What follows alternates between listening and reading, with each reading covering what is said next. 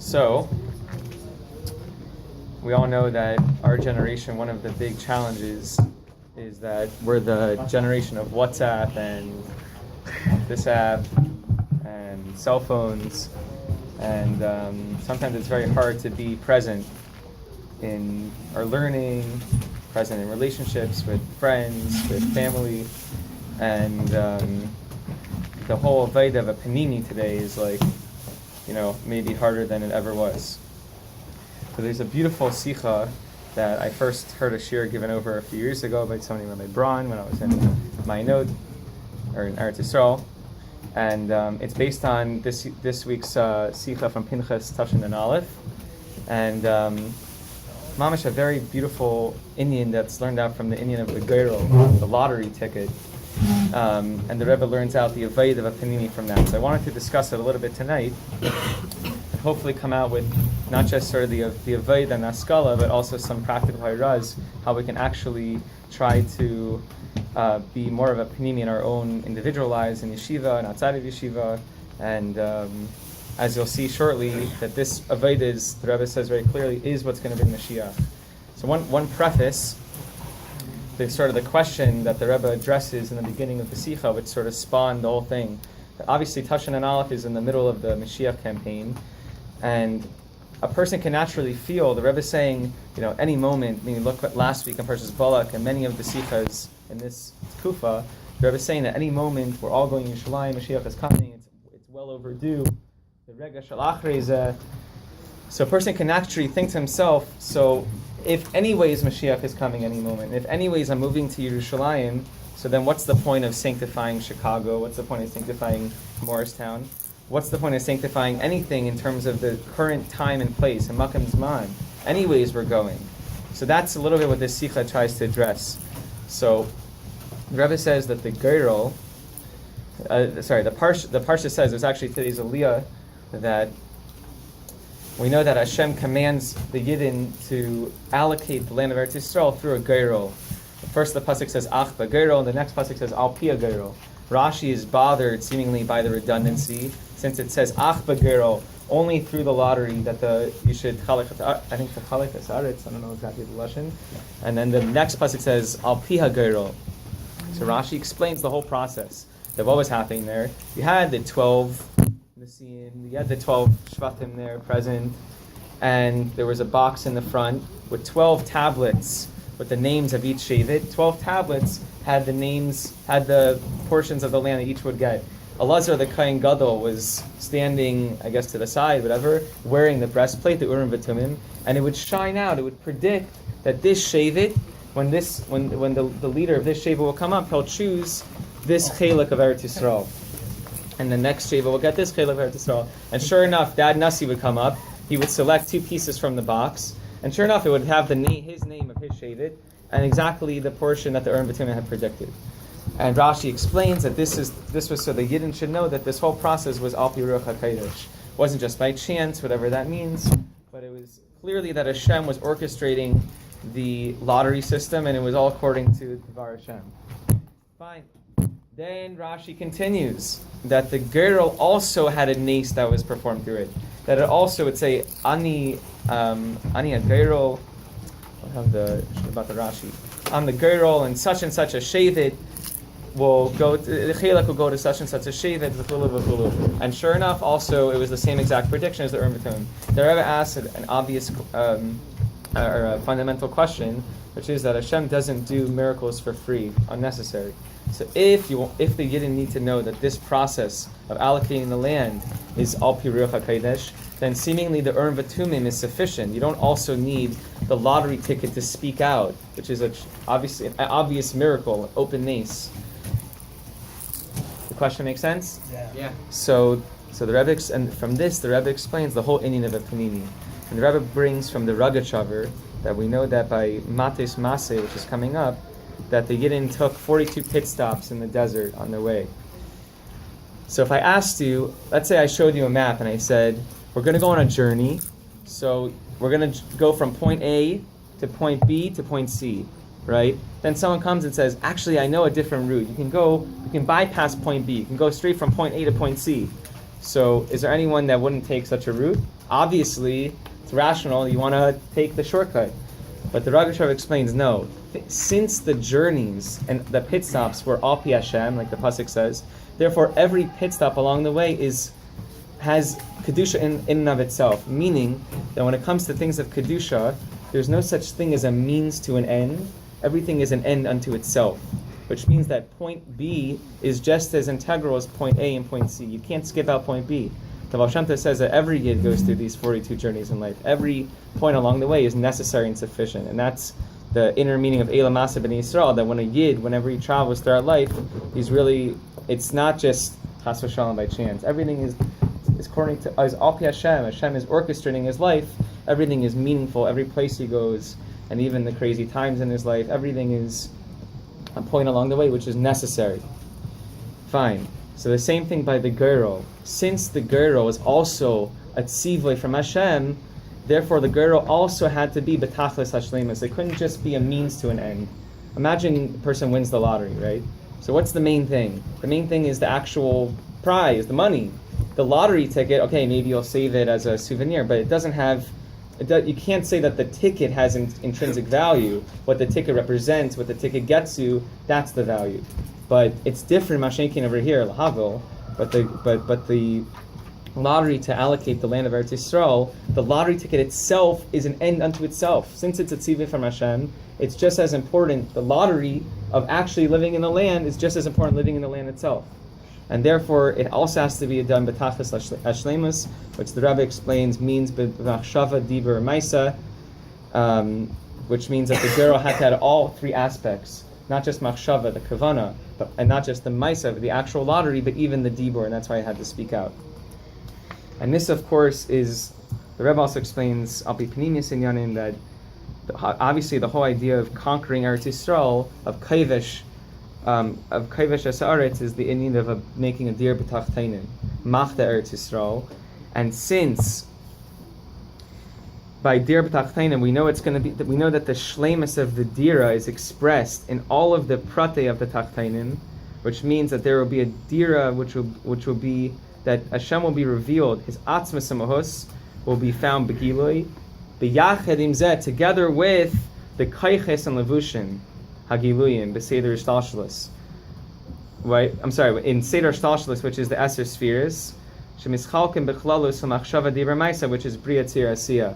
So the Rebbe says that since by dir b'tachteinin, it's not just going to be a gilei ha'atzmos, it's also going to be a revelation of the l'kayches and levushim. So too, our own avodah also has to mirror that, which means that we also have to,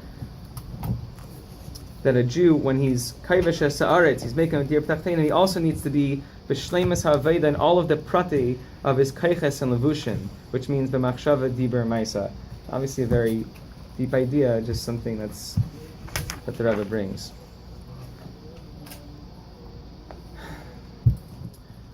And the Rebbe says that every mitzvah, obviously some mitzvahs stress more the maisa of the mitzvah. It's more a dibur dika mitzvah. For example, Torah, the ikar is dibur. By Avodah, which is Avodah Satefila, the ikar is the leiv, which is machshava. Milas chasadim, the mitzvah is obviously, the ikar is obviously on the maisa, but really every mitzvah has these three aspects, because the machshava is the kavanas ha-mitzvah, the dibur is the birchas ha-mitzvah, and the maisa is the maisa mitzvah. Every mitzvah really has these three aspects and has to be done b'tachas hashlemus. So that's more or less the haskala sort of the sicha b'kitzer, in terms of the how the Geirol is explained as the Indian of the Panini in terms of Aveda. So what does this mean for us, and how can we? The Rebbe explains that this is the Aveda that's going to bring Moshiach, because again, the Rebbe is saying that even before, when Moshiach comes, we're going to see that every prat of creation in time and space, everything was b'tachlis hashlemus. Everything was necessary. Everything was important. But now we don't see that. We don't see that every detail. We don't see chutz la'aretz and zman hagalos, how we don't see how it's really the meaningful thing. It seems to be. But even before, when Mashiach comes, we're going to see everything in that way, and therefore, in the moments right before Mashiach comes, in the last moments, we have to start to live in that way. We have to put on the training wheels. We have to live in a way, a Moshiach, which means that everything we're doing, we're totally there, totally present, and we appreciate exactly where we are and exactly in makom and zman, in time and space. So a few practical hayras that I've heard out there. So one is that, first of all, there's obviously basic things that we can do just to help ourselves when it comes to cell phones and things like that, to try to really exercise a little bit more gevura, speaking to myself, and whatever hachlata it is, to leave it outside the zal or to turn it off. Obviously by davening goes without saying, but I think also by learning and really in general, even when we're speaking with someone, not to limit the multitasking, to try to really be present, really be there. Another example I heard, the Rebbe actually brings a story from the Rebbe Rashab that the Hasidim were singing the Nigan Achana very fast in anticipation of the Maimer, and I think the Rebbe Rashab would not give a Maimer so often. No, that was the Rebbe Rashab would. The Rebbe Rash not so often, but whatever. I guess they were anxious to hear the Maimer, so they started singing the Nigan Achana very fast, and the Rebbe Rashab stopped them, delivered a whole sicha about the Indian of a panini, which basically the message was that right now there's no mimer, there's just the niggin. And that's something that the Rebbe emphasizes is in the Sikha, that when it comes to the Chanas HaMitzvah, don't jump, like Rabbi Bekarski was just telling me, that a chitzain, he's always focused on the next thing, He can never just be totally in what he's doing. It's always the next thing. Like sometimes by davening can be the same thing. You're on the next word already, you're on the next bracha. Panini focuses on exactly where he is at that moment, that word, that letter, that bracha. You have to be totally there. Or that person, or that whatever it is in Aveda, you have to be totally there. One good example I heard, that sometimes you come to Shachris, so you're a few minutes late, or whatever it is, or you're already there and you're finishing Karbanis. So when you're putting on the tefillin, so they're already started Shachris. So in your mind, you have to put on the tefillin to catch up to the minyan, because the Shachris is going. So this Rabbi Braun, he said that when you're putting on their tefillin, there's no shachris, there's just tefillin. At that moment, there's no davening, there's no world, just the tefillin. And this is the hergish, I think, that the Rebbe is asking us to develop more. And despite how hard it is sometimes for us in an ADD generation, obviously if the Rebbe is saying that this is what we have to do, it means that we have the Nesinas Kayach to achieve Rabbi, just to comment on what you said, ADD, ADHD, it was made up by the pharmaceutical companies. Okay. After. It was made up by the pharmaceutical companies in order to drug kids. Okay, weiter. Okay. Right.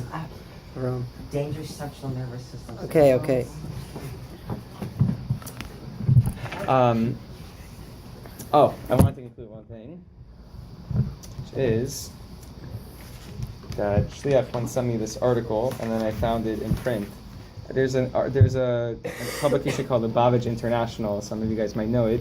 There was a very interesting article which I think might occur regularly in this publication by Shmuel Lobenstein. Maybe some of you know him. I don't know what it is, but it's called Wordsmith, and he chooses a certain word, usually a Chassidish term, and he writes a whole piece on it. So there was one in the Spinanus, and this one happened to be on a panini. I'll leave it here if anyone wants to read it. It's very well written. But there's one quote which I want to end with, which I think about a lot, and so this was published last year, and a few weeks I think before I saw it, there was another article published that also somehow I came across on Chabad.org about, it was basically like a day in the life of a yeshiva bacher, and I forgot who wrote it, but it was just like a basic, it was like for someone that has no idea what goes on behind the four walls, of yeshiva, 10th Amendment. And it said, the Bachram get up at this time, and then they learn Hasidic philosophy. It was very much in like layman's terms that people should understand what are Bachram doing with their time. So I sent it out to like a whole group of like friends and family that, people had been asking me like, what are you doing in Morristown? So I saw this article, I quickly skimmed, I said, this is perfect. This is exactly what I needed. And I said, this is more or less the schedule that I follow. So then I got back like a few replies that said, very nice, but is that really everything? Is that really what yeshiva is like about? And then Shliach sent me this article, because I think we had discussed actually this Sikha, which I've been thinking about for a while. this Indian of a panini. And he says the following. He says, while the Chitzain is concerned with how many pages of Talmud he had gone through, the panini is concerned with how many of its words have gone through him. Have they penetrated his core? Have they moved him to leap with joy, to weep with sorrow? Will they make a difference to his life? And I sent that as like a follow-up to the email, and I realized that if you think about it, yeshiva is not really just about chassidus at 7:30, and then breakfast, and then shacharis, and this, and one thing to the next thing. Yeshiva is not about how many pages of Gemara you've gone through, it's about how many pages of Gemara have gone through you. And that's what the Rebbe is saying, to be a panini. This is something as Bachrim we can really focus on now, because we have, Baruch Hashem, more time on our hands to really learn, daven properly. Out there in the outside world, it's much harder to be a panini for a business person or a shliach that really is pulled in so many directions at once. For us, I think we have less of an excuse, and therefore I hope that with Hashem's help, with the Rebbe's guidance, we will take the sikha to heart, and we will begin or continue our journey on becoming pninim, and mitzvah Hashem, in that schus, we will see that it will not just be the training wheels that we'll be practicing in these last moments of Gullus, but this itself will usher in immediately l'regel achrizah, the gula mitzvah shlema. Take it from me out. Amen.